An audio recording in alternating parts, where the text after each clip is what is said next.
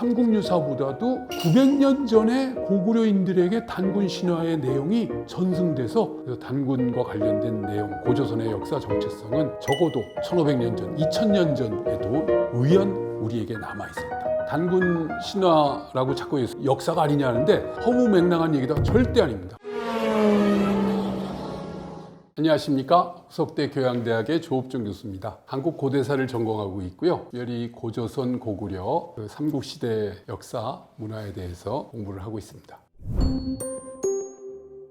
우리 민족의 고대 아주 광대한 영토와 문화를 갖고 있었던 그런 첫 국가가 고조선이고, 그리고 삼국유사에 보면은 고조선에 대한 기록이 단군조선부터 시작이 돼가지고, 그리고 나중에 이제 뭐 중국 기록에는 기자조선으로도 나오고 있고, 그냥 일반 고조선이라고도 하고, 또 예맥조선이라고도 하고요. 그리고 맨 마지막에는 위만조선 해가지고 기원전 2333년, 그러니까 지금으로부터 4300여 년, 거의 4400년에 가까운 역사에서 단군조선이 한 1000여 년 있다가, 또 중국의 기자로 상징되는 또 다른 정치 세력의 조선이 또 있다가, 그리고 또 한 1000여 년 뒤에 기원전 한 2세기쯤에 위만이 그 중국의 어찌 보면 진한 교체기 그 상황에서 망명한 세력들이 그 준왕 세력을 밀어내고 또 있었던 그 3개 조선이 연결된 그런 고조선을 기억하실 겁니다. 자, 그럼 그 위치는 어딜까? 그럼 이제 고조선이라는 어떤 국가체가 유지되기 위해서 필요한 물질 문화의 수준이 있어요. 우리가 고조선의 어떤 역사상을 구성할 때 그에 합당하는 물질 문화를 찾아보니까 청동기 문화가 맞아요. 그리고 청동검, 우리가 얘기하는 비파형 동검이 맞아요. 근데 그것이 이제 지금의 요서 요동 지역, 지금 산동반도 위쪽 그 움푹 들어간 바레만 끄트머리에 요하라는 강이 이렇게 흘러요. 요하의 서쪽이 요서지역, 랴오시, 그러고 그 다음에 요하의 동쪽이 요동, 랴오등. 근데 대부분 그 요하가 상당히 뻘흙 같은 게 하구에 많아가지고 이게 자연 경계가 돼요. 이쪽 중국 중원 지역에서 이쪽으로 오기가 매우 힘들어요. 그게 자연스럽게 요하선에서 만주와 한반도까지 연결되는 게 하나의 문화권이 형성이 되고, 그래서 그 유적도 대부분 발원지적 요소는 요하 요소의 좌우에서 시작이 돼서 점차 중국이 좀 확장을 해오니까 우리가 조금씩 밀렸던 건 사실인 것 같아요. 그래가지고 최종적으로는 한반도권까지 왔다, 아니다, 여전히 요동에 있었다 해서 고조선 중심지가 최종 평양이냐 아니면 요동적이냐, 그래서 요동설, 평양설, 그 다음에 그 처음부터 똑같이 평양부터 있어서 평양에서 끝났냐? 아니다. 이동해 왔다 해서 이동설까지 연결하는 그런 인식이 지금 학계에 있어요. 근데 현재 학계가 고고학적인 유물상이나 흔적으로 봐서는 말씀드린 것처럼 조양 12대 영자라는 그게 이제 요소 지역 쪽인데요. 그쪽부터 시작해서 점차 요동 지역을 거쳐서 서북한 지역, 만주, 요동반도와 한반도 북부 지역까지 연결하는 그 일대에 그런 문화, 물질 문화 양상이 퍼진 게 아닐까, 그렇게 영역을 설정하고 있습니다. 근데 이것도 북한 학계 입장도 완전히 또 달라요. 아주 처음부터 단재 신채호 선생이나 정인보 선생도 이 요동 쪽을 많이 강조를 하셨거든요. 그걸 계승해서 90년대까지만 해도, 그 초기까지만 해도 요동설이 북한은 중심설이었다가 갑자기 정치적인 목적에 의해서 우리 고대사를 막 바꿔버렸어요. 가지고 김일성이 태어난 평양 성지설, 평양 신성설 이런 식으로 해가지고서 말 그대로 평양 일대가 고조선의 발상지고, 고조선이 확장을 해서 요동을 넘어서 요서까지도 진출했다는 식으로 대폭 수정을 했고, 심지어 평양이 대동강 일대가 인류 문명의 발상지다 해서 4대 문명권이라 5대 문명권이라, 김정일이 살아있을 때까지는 그게 꽤 강력하게 적용이 됐었는데 그 아들 김정은이 이어가면서부터는 별 그 의식이 없더라고요. 그래서 지금 북한 학계는 그게 이제 좀 흐지부지 됐지만, 우리 학계에서도 평양설을 또 주장하는 일부는 있지만 대부분 요새 학자들은 이동설, 요서 지역부터 점차 그 세력을 정교화하고 확장하고 또는 중국과 갈등을 빚으면서 현재의 서북한 지역까지 연결되는, 그래서 요동반도와 서북한을 잇는 그 정도로 고조선의 영역을 설정합니다. 역사를 보는 관점은 두 가지가 있습니다. 역사를 인식론적으로 보는 방식이 있고, 그다음 실제론으로 보는 방식이 있어요. 기록은 여러 가지 형태의 기록이 있을 수 있어요. 근데 그 기록에는 사실을 기록한 기록이 있고 또는 전해지는 어떤 그 집단의 공동 기억을 기록한 것이 있어요. 그게 되게 기록할 때는 신화적 형태로 되고 그게 되게 제사 때 공동 집회 때 우리 조상님들은 이러하셨고 이러하셨고 이런 식의 하나의 선언적이자 어떤 공동체의 토대 공동 기억을 만드는 의식을 통해서 계승된 얘기들이 많아요. 그러다 보니까 내용이 좀 우월할 수가 있어요. 그래서 이 인식론적인 역사와 실제론적인 역사를 균형감 있게 우리가 조합을 해야 돼요. 근데 단군 신화는 어찌 보면 인식론적 역사의 한 흔적이에요. 즉 우리 첫 출발은 어땠을까? 모르죠. 근데 우리 조상님들이 야 내가 우리 할아버지한테 들었어. 단군이 계셨어. 이제 그런 식이에요. 그러다 보니까 이것은 자기의 정체성을 규정하는 거기 때문에 매우 중요한 거예요. 어찌 보면 기독교의 성경이 있죠. 성경이 처음 어떻게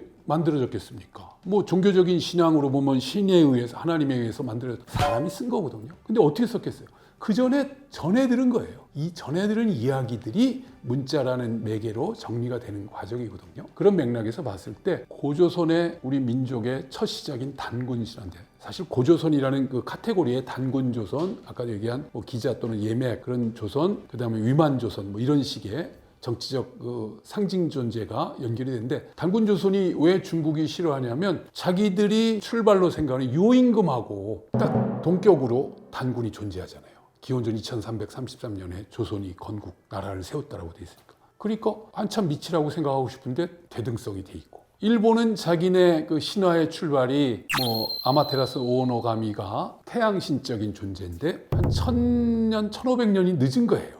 그러니까 일본이 조선을 식민지화했을 때 식민지 모국의 역사가 식민한 그 조선보다 1000여 년 이상이 낫다라면 자존심이 쓰겠어요? 안 쓰겠어요? 그러니까 부정을 하는 겁니다. 그리고 특히 일제강점기 때 우리 민족의 구심력으로서 단군이 가장 중요한 역할을 했어요. 우리 단군의 자손들을 하나로 뭉쳐서 우리의 나라의 독립을 회복하자. 독립투쟁의 구심력이 되니까 이건 정치적인 거로도 도저히 단군이 용인이 안 되는 거예요. 그러다 보니까 일본은 아주 가혹하게 부정하고 탄압하고 그랬던 거죠. 근데 이제 안타까운 것은 단군 관련 기록이 상대적으로 매우 적어요. 앞서 우리 역사 기록이 많이 훼손돼가는 과정들을 얘기했는데 그러다 보니까 역사 전승 기록 가운데 이 단군 기록들이 별로 남아있지가 않았던 거고 단군의 실체성이 제사장이에요. 우리가 재정일치사회 단골이라는 표현 자체가 우리 고유어로 단골이란 말 자체가 무당이란 뜻인데 그걸 그대로 발음 나는 것과 뜻을 합친 게 재단의 임금이라는 의미의 삼국유사의 단군 표현이 나온 거거든요. 그러다 보니까 이 단군으로 상징되는 그 역사성이 어떤 종교적인 거하고도 또 연결이 되다 보니까 그 구체적인 자료들이 어떤 국가 권력을 장악한 집단에 의해서 쓰이기보다는 민간에 전해되고 민간 전승 기록으로 되다 보니까 정교하게 정리가 안 된 게 많아요. 그러다 보니까 그 원형성에 대한 실체를 찾아가는데 좀 어려움이 많거든요. 그런데 놀랍게도 중국의 지금 고구려 유적 집안이라고 해서 국내성 고구려의 두 번째 수도 북한의 만포 바로 건너편이에요. 국내성의 고분벽화 가운데 씨름 무덤 아죠. 각저총이라고. 거기에 있는 그림에서 단군 신화의 가장 핵심인 곰과 범이 사람처럼 앉아서 신단주에서 뭔가 기원하는 것 같은 결정적인 그림이 발견됐어요. 그게 5세기경 400년대 중반에 만들어진 고구려 고분벽화거든요. 삼국유사가 1300년대 만들어졌으니까 삼국유사보다도 900년 전에 고구려인들에게 단군 신화의 내용이 전승돼서 그것이 벽화로도 남아 있었던 게 결정적으로 확인된 거예요. 그러면 뭐 이제 단군 신화를 부정하고 싶어도 지금부터 1500년 전에 고구려인들의 단군 신화와 관련된 구체적인 고분벽화의 내용이 있었다는 것은 훨씬 전부터 고조선이 망한 다음에 고조선 유민들이 고구려와 연결돼서 그 인식을 계승하고 있었다는 걸 알려주는 거죠. 그래서 단군과 관련된 내용, 고조선의 역사 정체성은 적어도 1500년 전, 2000년 전에도 의연 우리에게 남아 있었다. 사실은 제가 이제 다른 데서도 잠깐 얘기를 했었습니다만 단군 신화에 그 중요한 형태소들이 있어요. 의미 내용도 있어요. 그걸 일단 우리가 잘 캐치를 해야 돼요. 단군 신화라고 자꾸 해서 역사가 아니냐 하는데 신화라고 해서 이거 허무맹랑한 얘기다 절대 아닙니다. 역사적 사실을 다만 표현을 신적인 제사 지낼 때 했던 이야기적인 내용으로 전승되다 보니까 그렇게 기록이 됐을 뿐인 거예요. 그럼 단군과 관련된 기록의 핵심이 뭔가를 보면은 하늘신인 환인의 아들 환웅이 하늘에서 내려와요. 이거는 동북아에 퍼져 있는 게세르 신화라고 해서 하늘 신들이 악신을 처벌하고 그 악신들이 인간을 괴롭히니까 다시 그 인간들을 돕기 위해서 내려오는 천송 강림 신화가 우리나라뿐만 아니라 중앙아시아까지 널리 퍼져 있어요. 바로 그 원형이에요. 하늘신을 믿는 존재들이 하늘신이 우리를 돕기 위해서 내려왔다. 놀랍게도 지금 우리 애국가에 그대로 남아있어요. 하느님이 보호하사 우리나라 만세. 하느님이 보호하여 우리를. 누가? 단군을 낳아주신 환인 환웅으로 연결되는 하늘 세력이 내려왔죠. 근데 그 하늘 세력을 맞이한 존재가 누구냐면 곰과 범이에요. 이건 우리 민족의 출발지 내지는 생업경제가 수렵경제라는 거예요. 농경민에게 내려온 게 아니야. 사람에게 내려오질 않았어요. 곰과 범에게 내려와서 곰과 범이 저 사람 되게 해주세요. 이거는 어찌 보면은 그들과 하나가 되는 과정을 상징한 것 같아요. 그래서 이미 남성성의 하늘신이 내려와 있으니 여성신이 필요한 거죠. 그래서 곰과 범이 사람 되기를 원하니까 한자로는 쑥 예자하고 마늘 산자로 쓰여져서 쑥 한 줌과 그 다음에 마늘 20매를 주면서 이걸 먹고 100일 동안 하면 사람 될 거다 했는데, 최근에 이 마늘 산자의 의미를 좀 더 정확하게 검토하다 보니까 우리의 다양한 풀 이름들이 한 글자에 두세 개가 겹쳐 있는 게 있어요. 이 산자가 대표적으로 마늘 산자 그래요. 그래서 중종 때 우리나라 그 국어학을 정리한 최세진의 훈몽자해를 보면요, 마늘 산자를 써놓고 세 가지를 써놨어요. 하나가 만율산, 이게 대산이고, 그 다음에 소산은 달래, 그 다음에 야산이라고 들에서 나는 산, 그래서 쪽지. 그래서 대산은 페르시아를 거쳐서 중국 당나라에 들어와서 7세기경에 우리쯤에 왔던 우리가 먹는 요즘 마늘이고, 그러니까 이거는 단군 시대에 그때는 없었어요. 오히려 그 뒤에 있는 소산, 야산이 문제인데, 소산이라고 하는 것은 달래 아니면은 명이나물 아시죠? 산마늘이라고 하는 이 두 종류가 유력한 후보예요. 그래서 지금 제가 조사한 바로는 곰이 먹었을 잡식성이거든요. 풀이 봄에 나는 가장 중요한 풀. 동면을 끝내고 갓 봄에 처음 나오는 나물들이 사실은 달래거든요. 그리고 또 명이도 마찬가지로. 그래서 그런 것이 그 우리의 실제적인 내용과 연결돼서 설명이 됩니다. 자, 그래서 그거 먹고 여인으로 변해서 남성성을 상징하는 하늘신과 여성성을 대표하는 곰의 결합이 나온 존재가 결국은 단군이거든요. 근데 이것은 고시베리아 쪽에 있는 부리아트족에 전해지는 최초 샤만, 최초 무당 출현 신화하고 매우 유사해요. 하늘신이 자기가 부리는 매 있죠? 매에게 저 인간들이 어려움에 처했으니 인간들을 도와주러 네가 가서 이렇게 해라고 알려줘라 했더니 매가 내려갔다가 돌아와서 하는 말이, 제가 인간들에게 이렇게 하라고 저렇게 하라고 막 얘기했는데 못 알아듣습니다, 제 말을. 그래? 그럼 네 말을 가르쳐라. 그래서 매가 다시 하늘에서 내려와서 나무 밑에서 잠자고 있는 여인과 결혼해서 자식을 낳아서 그 자식에게 신의 말을 가르쳐서 걔가 시베리아의 최초 샤만이 돼서 인간들의 고통과 어려움을 풀어주는 그런 존재가 된 거예요. 그래서 그런 맥락에서 단군도 신적인 능력을 갖고 신의 이야기를 듣고 신의 이야기를 풀어주고 또는 인간의 소리를 듣고 신에게 그걸 전달해주는 중간자적인 샤만으로서의 모습을 잘 보여주고 있는 거죠. 그래서 이분들의 존재는 저 신석기 시대까지 연결돼요. 그렇기 때문에 기원전 2333년이라는 것을 우리가 허투루 할 수가 없는 거예요. 그런 종교적 어떤 사제가 점차 정치적 권력화되면서 우리가 재정일치의 그리고 권력자의 탄생이거든요. 그러니까 역사 전개의 흐름과도 딱 맞는 거죠.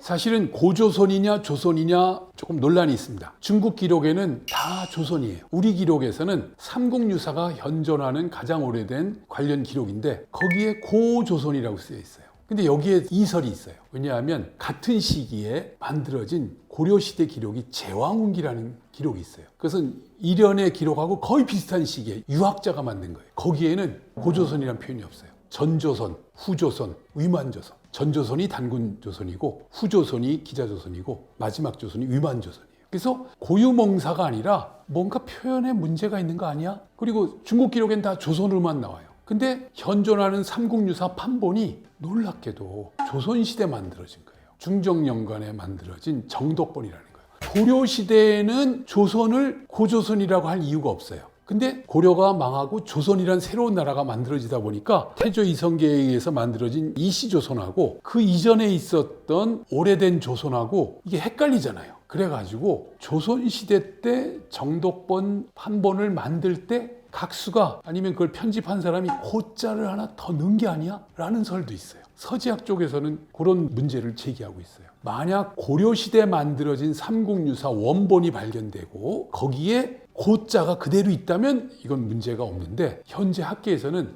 이건 조선시대적 관념이 역사 기록을 하면서 고자를 추가한 거 아니야? 라는 견해도 있어요. 그래서 이 고조선이 처음부터 고조선이 아니라 조선시대적인 표현으로 조정된 게 아닐까. 우리가 고조선하고 이시조선의 조선하고 좀 헷갈리는 건데요. 완전히 다른 나라입니다. 다만 우리나라는 역사적으로 나라 이름을 전대에 있었던 좀 상징적인 나라 이름을 계승하는 그런 전통이 있어요. 그래서 태조 이성계가 고려를 붕괴시키고 이제 새로운 나라를 만들었을 때 국호를 뭐로 할까 고민했습니다. 그때 조선이란 나라가 국시가 뭐였죠? 유교예요. 어찌 보면은 우리 첫 나라이기도 하고 또 중국과 연결되는 기자로 상징되는 존재와 연결되는 이름이기도 하니까 조선이 좋지 않을까? 그리고 또 하나만 하면 안 되니까 화령이라는 그 자기 출신지와 관련된 그런 지명 두 가지를 가지고 중국과 어떤 외교적인 연결고리로 이름을 다시 확정을 짓는 그런 절차가 있었어요. 그때 이제 조선 이름을 다시 쓴 거예요.